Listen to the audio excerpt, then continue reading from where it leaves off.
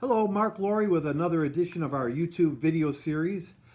Today's Tuesday, and we're happy to be with you. Let's just go through a couple of things. First of all, the Regents, the Board of Regents, have come forth with an explanation about the cancellation of the Regents. They are canceled for June of 2020. It's coming up.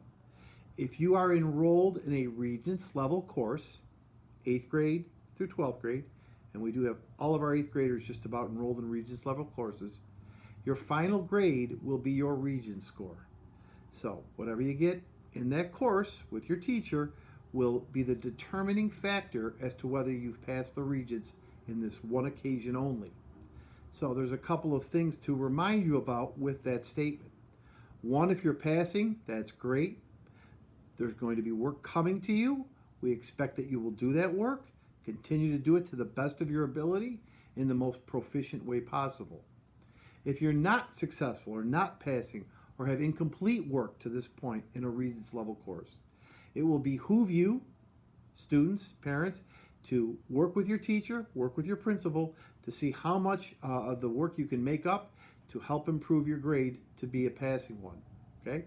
And from there, we'll make determinations about who receives Regents credit. Let me be very clear.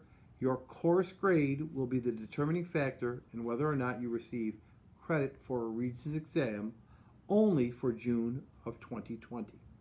If you're sitting for a science exam, a science Regents, and they normally have a lab component of that, those lab component requirements have been waived by the Board of Regents again just this one time. Now, there are many other nuances and particular parts of the legislation that came down today, so we'll be sure to update you as we go along.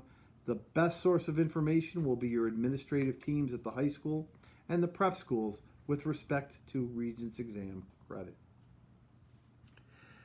We are continuing to do our very best to provide both online learning and small packets for those who don't have the ability to connect with us online. New material will be provided beginning next week, April 13th. We're working hard to provide that information for you. We expect that you do your very best on that work. I also ask you that unless you have already established with your teacher, and mainly at the high school level, a two-way communication, meaning the work has been given to you and you have a way to return it over the computer system, that's fine. If you don't, and you've completed work packets, hold on to them. Hold on to them. Hold on to things.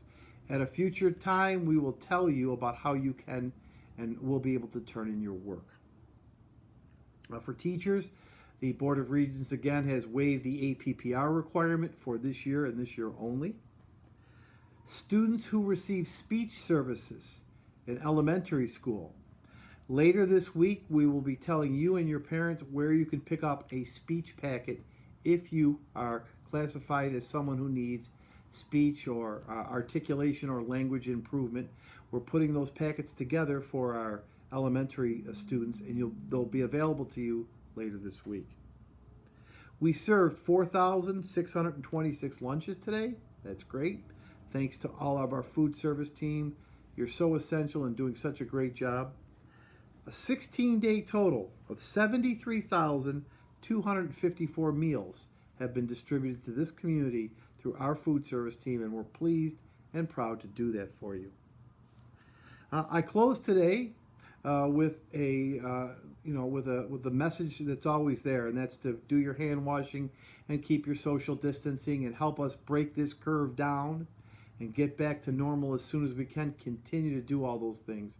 But let's close today in memory and in honor of two of our teachers that we've lost recently, both of them with long struggles with their health, not related to our COVID disease. But I'd like to mention by name Margie Zito, a longtime teacher at 79th Street School, who retired recently, and Kate Muldoon, also who retired recently and lost a long, tough battle with cancer.